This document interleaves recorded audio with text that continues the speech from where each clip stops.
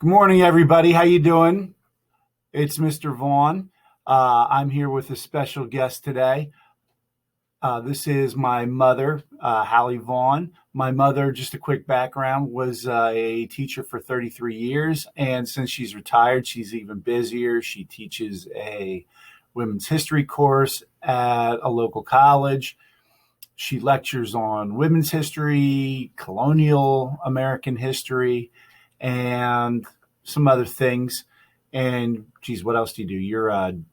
You do work with the Daughters of the American Revolution. Mm-hmm. You do work with your local historical society, the Berks County Historical Society, Veterans Affairs. So you're busier now than you were when you actually did work. Probably. But she's here today we're going to talk about Betsy Ross, and we're going to do an exercise we hope is fun with you guys. So what you're going to need, have about 4 or 5 pieces of paper handy. They've got to be pretty much like printer size paper, 8.5 by 11, has to be that. You also need a pair of scissors. Have 4 or 5. You can have colored paper if you want. If not, just regular paper. You don't mind destroying. It can be scratch paper. Yeah, but have about 4 or 5 pieces handy because I know I couldn't get it on the first try. So maybe you're smarter than I am. Hopefully you are. So I'm going to introduce my mom. She's going to give us a little bit of history on Betsy Ross, and then we are going to get into the fun stuff. So enjoy. Hi, everyone. We are here in Pennsylvania. And I hope you can find Pennsylvania on a map. Sometimes it's called the Keystone State because it was very, very important in colonial times and even now. Anyway, like Mr. Vaughan told you, I do a lot with women's history. And he asked me to talk with you today about Betsy Ross and the Quakers. The Quakers were very important in the colony of Pennsylvania, and I want to give you a little bit of background on them. The Quakers were originally from England, and this was during the time of King George III. King George III insisted, like all kings, that everybody go to the same church, everybody do the same thing, everyone was taxed, and it was either his way or the highway, as we say today. Well, there was a man named William Penn, and he was a wealthy landowner. And also, he was the friend of King George III. Well, King George, I told you William Penn was wealthy, and he was so wealthy that the king had actually borrowed money from William Penn. So this was kind of weighing heavily on the king's mind, but something else also. William Penn was living happily in England with his family. He had some children, and one of them was William Penn Jr. William Penn was about, 20 or so. He was one of what the king would call a rebel rouser. He had been arrested several times, and usually the king was very harsh with these people who wouldn't follow his rules. But because of his friendship with William Penn, the senior, he kind of went lightly on William Penn Jr. Well, one day the king decided, I'm going to have to talk with William Penn Sr. about his son. So the king called William Penn in, and they were chatting, and finally the king said, William, you're going to have to do something about this. Thank goodness nobody ever had to do that with you about me. You're going to have to do something with this rebel-rousing kid of yours. He's a pain in the neck. That's what the king said. Don't tell anybody. He really didn't say that. I'm just making that up. Anyway, he did say, Look, William, I've gone lightly on your son because he was your son and you are a friend of mine. But no longer can I go lightly on him. Next time he goes and gets arrested, he's going to be in prison for a long time. But the king also said, William, I have an idea.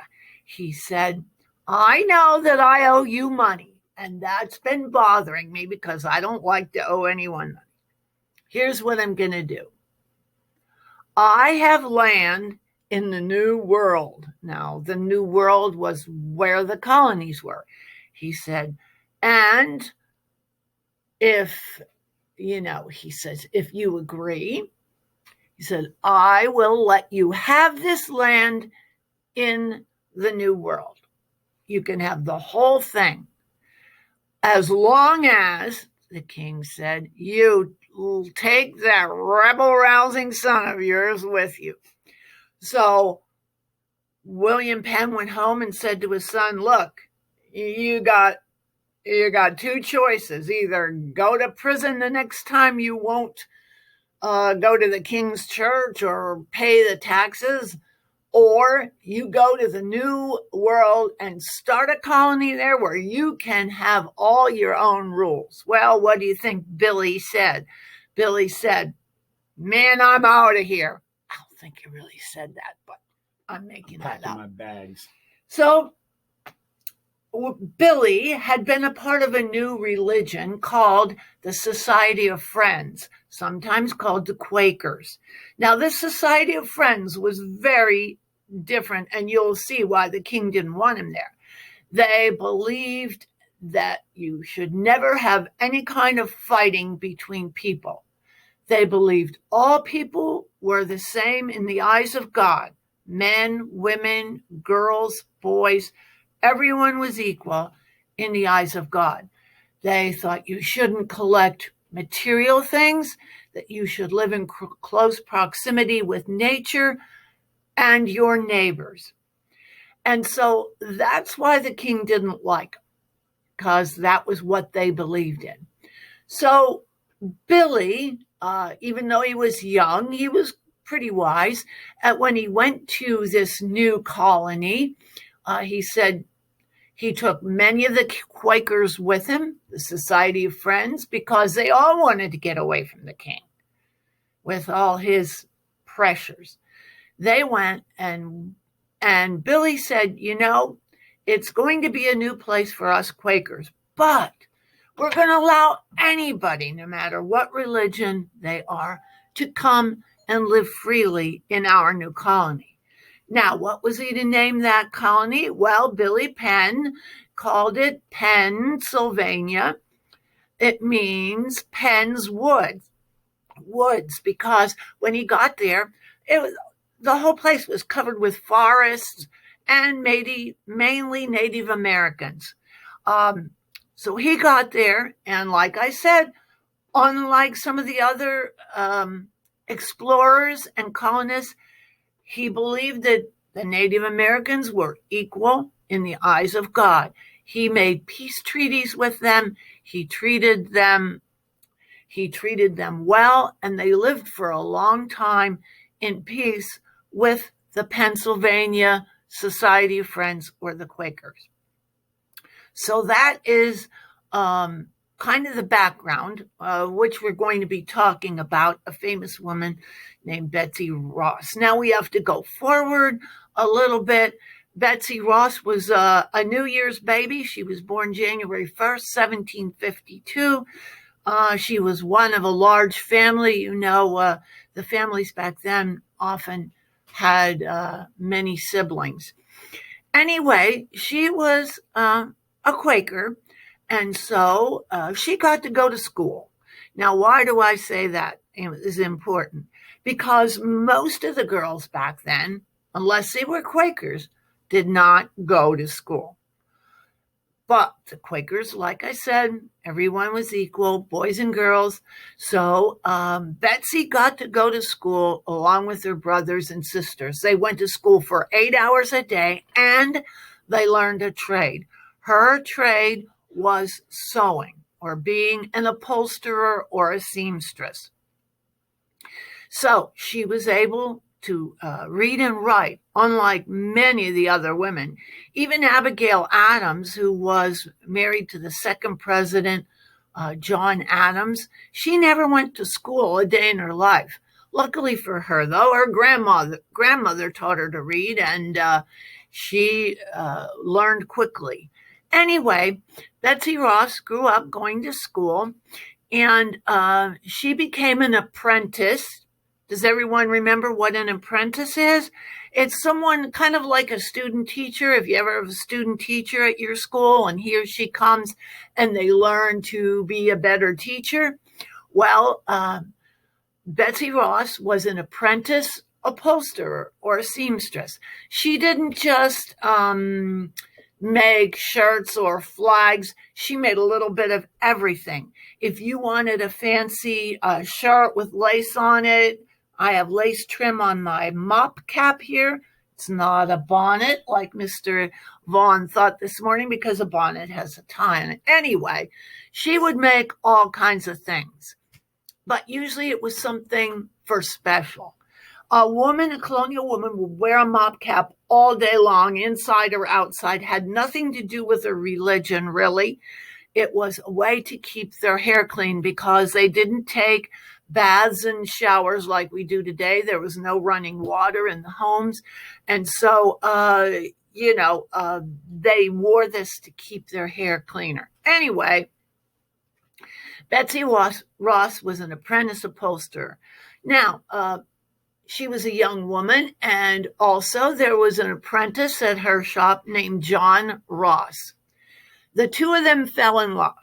Now, as forward-thinking as the Quakers were in their education and their belief that everyone was equal in the eyes of God, there was one thing they would not tolerate, and that was a Quaker woman or man marrying another spouse outside of the Quaker religion.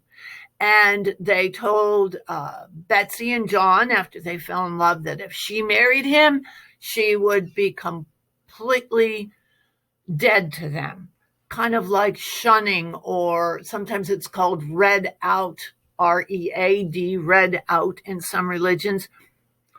Well, they were in love, and they eloped, got married. And true to what the parents had said and the other Quakers, they treated her as if she was invisible. Well, she started going to church with her husband, John, and they worshiped at the same church as George Washington. And it was here that Washington met Betsy Ross. She made him some of his fancy shirts. You see some of those shirts with the lace collars, which I'll show you a picture of in a minute. And they got to be friends. John enlisted in the Pennsylvania militia, and he was guarding an ammunition depot one evening when the depot caught fire, and he died of his injuries. So she was a widow. She kept up the shop. She and John had opened up their own upholstery shop, and she kept it going now. All right, so George Washington was in Philadelphia, and he went to Betsy Ross, and he said, Betsy, soon we are going to become a new country. We are going to need a flag. So George Washington said, not sure what the design is yet, but soon we'll know. Now, George said, okay, other people can make some suggestions. So one of the suggestions was the rattlesnake flag. And it says, don't tread on me. It had the red stripes on it, but George Washington said, I don't know. People said yes, but rattlesnakes strike quickly, and they're deadly, and we don't want people messing with us. George Washington said, I don't think so. Other people said, how about the Liberty Tree flag? Sorry, I'm new to this video stuff. It says an appeal to heaven. Some people said a liberty tree is strong. It grows straight towards the heavens. And we think that should be our flag. George Washington said, I'm not sure. Someone else said, how about the Union Jack in the upper portion of our flag over here? And then the 13 stripes. Because some people thought we should still be glad for England. Washington said, we have to have a clean break. And so here is a painting. It's not a photograph because, as you know, cameras had not been invented yet. When you wanted a keepsake, you had to have an artist paint it. So there you can see the design that was agreed on. It's sometimes called the colonial flag. It has the stars in it, and the 13 stripes and the 13 stars. The people in the picture there, you can see the lace on their shirts. That was when I mentioned she would make these fancy shirts for them. They are Washington, Ross, and Robert Morris. It's a very famous painting. And there you can see the mop cap that Betsy Ross has on too. Sorry about that. Okay. Now, that was basically Washington's design. But Betsy Ross did have a very, very important contribution to the flag. When he first brought it in with his design to her, he had the stars that were six-pointed, kind of like the Jewish flag, like two triangles. You know what I mean by that? Anyway, do we have a pencil? Okay. It was, whoops, that's the wrong one.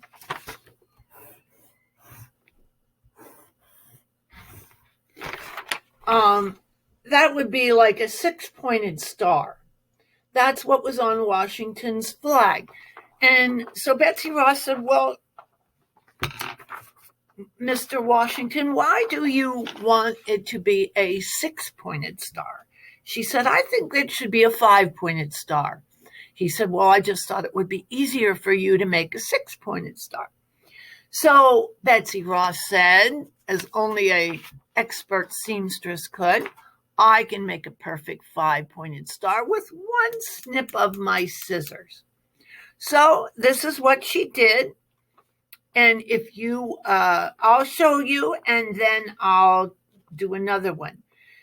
She took material, but I'm using paper. So I'll tell you about that later. When you get your paper, she folded it.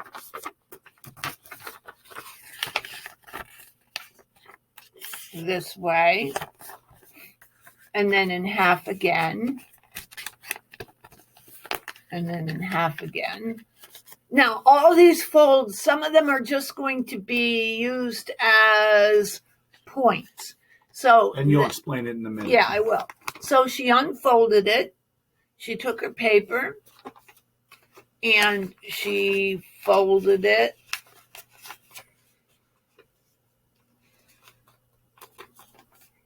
She folded it and then she folded it again.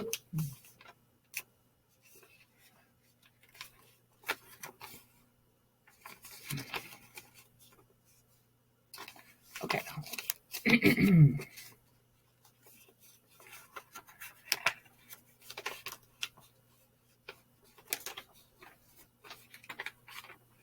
I'm trying to do this in a hurry. Oh, and I'm not even on the screen here. Time.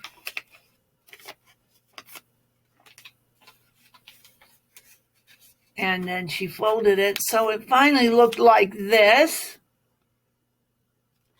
And then she took her scissors and with one cut.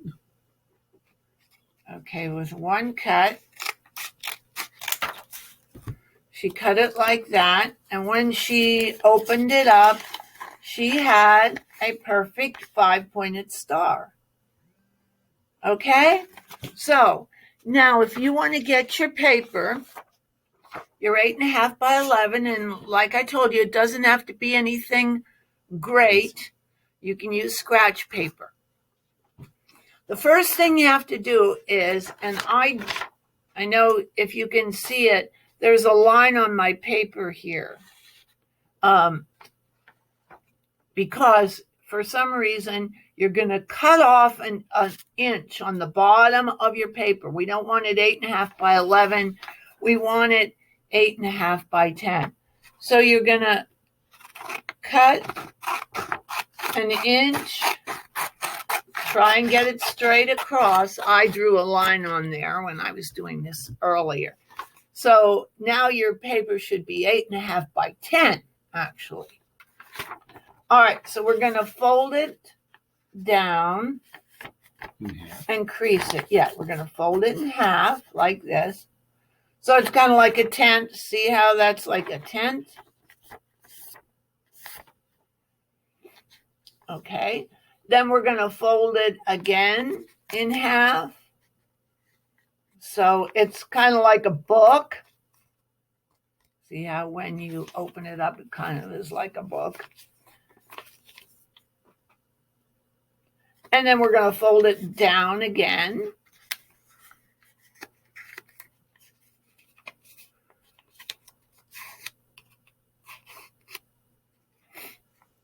Okay.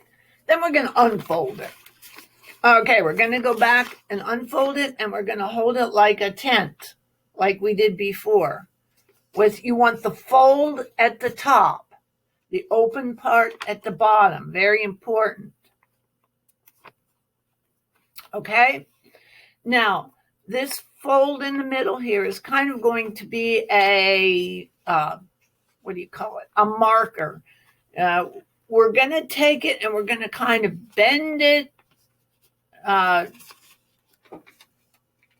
like, so you have a little bit of the paper out this way. Yeah, I was going to say, show that. Yeah, perfect. Okay? You folded it at that middle crease. Then this part here, I'm doing this upside down. You're going to fold this down like this so that this corner matches right straight with that middle fold and crease it.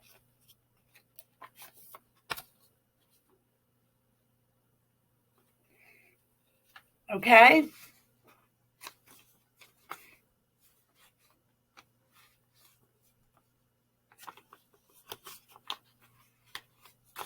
Okay, then this part that's up here, fold that because we want the top to be this point.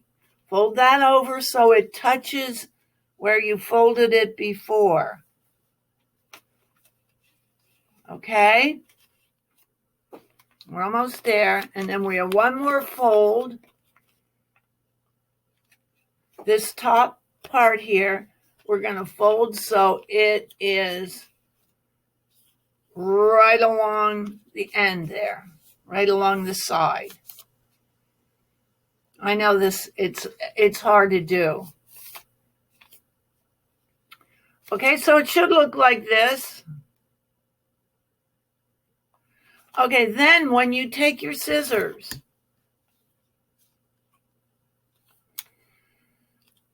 show them how you cut. Yeah. Okay. Where this folded part is down here at the bottom, you're going to make a triangular cut. You're going to go like so. So you're left with a triangle. Yeah, you're left with a triangle. And then when you unfold that triangle, it should turn out like a perfect 5-pointed star. If you do it on your first try, you're a super direction follower. Anyway, so if you want to try it again, Anybody want to try it again, you may. And also just another one thing I want to add, if you ever go to Philadelphia to Constitution Hall, and I hope you will someday, be sure you go to the Betsy Ross house. It is very close to Constitution Hall. And at the Betsy Ross house, you can see where she lived, the needles, some of the threads that she used, and it's kind of like a museum. It's a wonderful place, along with other things. Also, this is a very simple book. I got it when I was teaching elementary, but if you have this, Betsy Ross, written and illustrated by Alexandra Wallner, if you go into the back, it gives you directions how to make the 5-pointed star. You can also go on to betsyross.com on your computer, and it'll give you directions to making that perfect 5-pointed star with one little snip of your scissors. So I hope you learned something about the Quakers and Betsy Ross. By the way, she did get married 2 other times.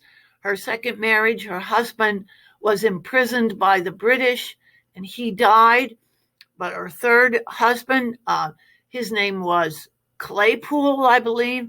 And together they had several children, many of whom still live in the Philadelphia area. So, okay. Thanks for listening and have a great day. All right. Thank you very much, Mom, for teaching us something today. For you guys, after you watch this video, 8th grade, we will have a Google Classroom at 11 a.m. and 7th grade, we will have one at noon. Keep your star handy if you tried this. I want to be able to see everybody's star, see how they did.